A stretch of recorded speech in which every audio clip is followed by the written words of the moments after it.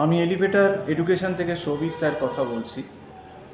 আমাদের MBA first সেমিস্টারের tuition already start হয়ে গেছে। ওটা মোটামুটি জুন মাস থেকেই শুরু হয়ে গেছে। মে কেউ জুন থেকেই স্টার্ট করে দিয়েছে, এবং যারা স্টার্ট করেছে এমবিএ ফার্স্ট সেমিস্টারের সিলেবাস 2025-এর যারা অ্যাডমিশান নিয়েছে এবছর, তারা নিজেরা রিয়েলাইজ করেছে যে এই ইকোনমিক স্ট্যাট পেপারটা বিশেষ করে যে তাদের একার পক্ষে কখনো সম্ভব নয়। কারণ এই সিলেবাসটা খুব ফাস্ট, এবং ইকোনমিক্সের ভেতর মাইক্রো এবং ম্যাক্রো একসঙ্গে দিয়ে দিয়েছে, এবং এর ভেতর অল্প ক্যালকুলাস ডেরিভেশনের মানে গ্রাফের অ্যাপ্লিকেশানও আছে। তো সেইগুলো তারা আমাদের থেকে হেল্প নিচ্ছে, কারণ তারা রিয়েলাইজ করেছে যে কলেজ কিন্তু বহুদিন বাদে খুলবে, হয়তো মেবি জুলাইয়ের লাস্ট কি আগস্টের ফার্স্ট, কোনো কলেজ আবার সেপ্টেম্বরের ফার্স্টেও হয়তো খুলবে। কাজেই শুধুমাত্র কলেজের উপর ভরসা করে এই দুটো পেপার পাস করা খুব মুশকিল। এবং দেখুন, সব কলেজে সমান পড়ায় না, বেশিরভাগ কলেজেরই রিপোর্ট যে সেখানে ফ্যাকাল্টি ভালো নয় এবং সেখানে পড়াশুনো ঠিকঠাক হয় না। কিছু কলেজে হয়তো কিছুটা হয়, কিন্তু ইন্ডিভিজুয়াল যে ব্যাপারটা, যেটা ডিফিকাল্ট ব্যাপার মাইক্রো ম্যাক্রো ইকোনমিক্সে, সেইগুলো যদি কোনো একজন ইন্ডিভিজুয়াল সিনিয়র টিচারের কাছে না বোঝা যায়, আমাদের কাছে একটা একটা নোট তৈরি করা থাকে, ফরম্যাট করা থাকে, অঙ্ক সাম গ্রাফের ফরম্যাট করা থাকে, যাতে আমরা কম সময়ের ভেতর অন্তত 80% সিলেবাস আমরা করিয়ে দিই স্টুডেন্টকে, 75-80% 5 মাসের ভেতর। কিন্তু সেটা তো আমরা ধরে একদম তাকে ধরে বেসিক থেকে বুঝিয়ে বুঝিয়ে করি, কিন্তু কলেজে তো সেটা সম্ভব হবে না। আর এই দুটো পেপার এমবিএ ফার্স্ট সেমিস্টারের স্ট্যাট, ইকোনমিক্স, এইগুলোতেই এবং কিছু কিছু ক্ষেত্রে অ্যাকাউন্টসেও কিন্তু ফেল করছে। কাজেই বি ভেরি অ্যালার্ট, আমি আবারও সাবধান করছি। এবং আমাদের কাছে যারা পড়ছে তারা নিজেরা রিয়েলাইজ করেছে যে এই পেপারগুলো অন্তত আজ যাই হোক, যতই হোক, নিজেদের দ্বারা একদম করা সম্ভব নয়। কারণ অনেক টপিক আছে, এক একটা বইতে এক একটা, তো কোনটা থেকে তুমি কোনটা ইকোনমিক্সের নেবে, কি তুমি কোথা থেকে শুরু করবে, কোথা থেকে শেষ করবে, এত সময়ও তো নেই, কারণ অন্য পেপারও তোমাকে পড়তে হবে। এখন তুমি কতখানি সময় দিতে পারবে? আর কলেজ খুলে গেলে তো নিজে পড়ার সময় একদমই কম। কলেজ খুললে দেখবে, তোমাদের কলেজ খুললে দেখবে সেমিনার হবে, হবে, ফিরতে ফিরতেই হয়তো বাড়িতে 7টা 7:30 হয়ে গেল।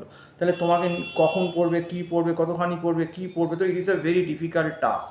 সেই টাস্কটা কিন্তু আমাদের মতো যারা টিচার আছে তারাই কিন্তু সহজ করে দেন, এবং আমরা একটা ফরম্যাটে ঠিক কোথা থেকে ধরবো, কোথা থেকে শুরু করব, তাকে কিন্তু বুঝিয়ে একটা ঠিক জায়গায় এনে দিই। সেই জন্যেই কিন্তু আমাদের এলিভেটেড এডুকেশান এই সার্ভিসটাই কিন্তু অল ওভার ওয়েস্ট বেঙ্গল প্রত্যেকটা ফিল্ডেই দিচ্ছে, ম্যানেজমেন্ট এবং আইটির ক্ষেত্রে।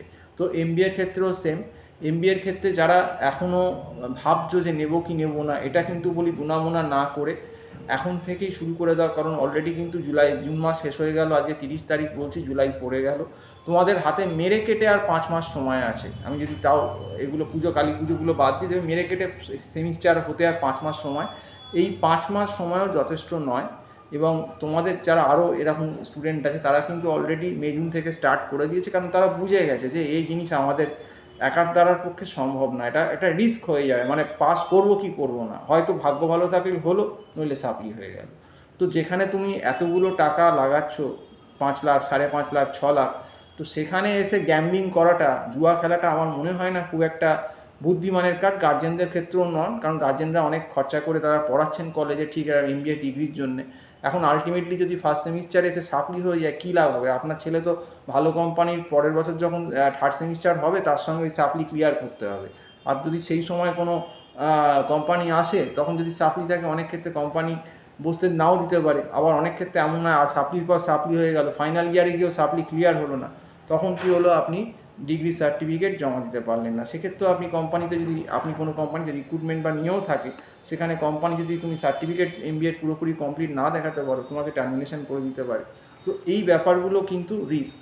কাজেই এই একটা 2 বছরের কোর্স, যেখানে 5, 5.5, 6 লাখ টাকা তোমার লাগাচ্ছ, আমার মনে হয় না যে একটা ছোটোখাটো এইরকম সেমিস্টারগুলো সামান্য পয়সার জন্যে, আমার মনে হয় না যে রিস্কটা কিন্তু নেওয়া উচিত বলে, বিশেষ করে যাদের কোনো ব্যাকগ্রাউন্ড নেই। তো আজকে এই অবধি বলেই শেষ করছি। সম্পূর্ণ ভিডিওটা দেখার জন্য অসংখ্য ধন্যবাদ। নমস্কার।